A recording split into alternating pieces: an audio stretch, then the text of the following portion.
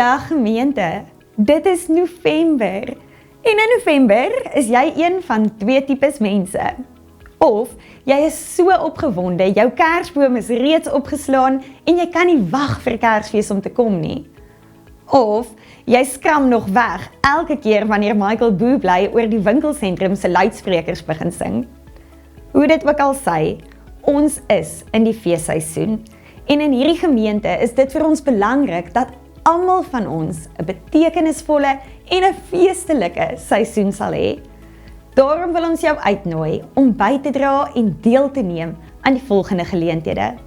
Ons het 3 projekte waartoe jy kan bydra wat nou op die skerm verskyn. Alle inligting rondom hierdie projekte is op ons webwerf en in die kerkkantoor beskikbaar.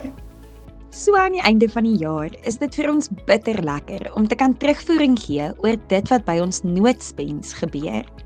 Ons gemeente is daartoe in staat om vir 63 gesinne elke maand 'n kospakkie te gee.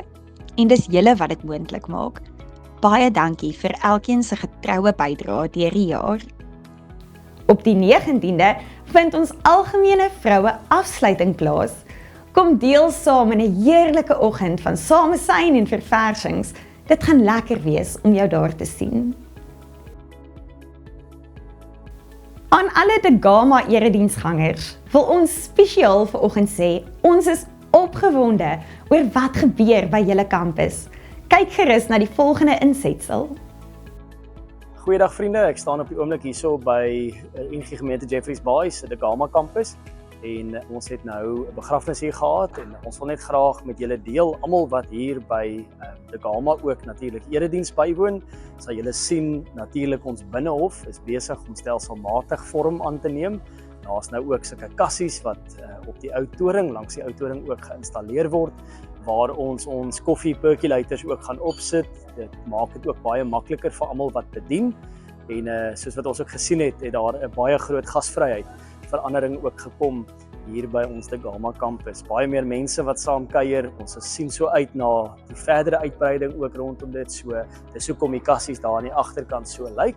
So julle is welkom om ook daarna te gaan kyk ook komende Sondag en van daar af gaan ons al hoe meer plekke en ruimtes maak waar mense aan mekaar kan verbind om al hoe meer in gasvryheid en in eenheid saam met mekaar koffie te drink en saam die lewe ook te vier. So ons nooi jou uit om ook saam met ons te kom koffie drink na afloop van al ons geleenthede by NG Gemeente Jeffreys Bay. En dit is sulke ruimtes waar mense aan mekaar kan verbind, wat wonderlik is ook aan die Here verbind te kan wees.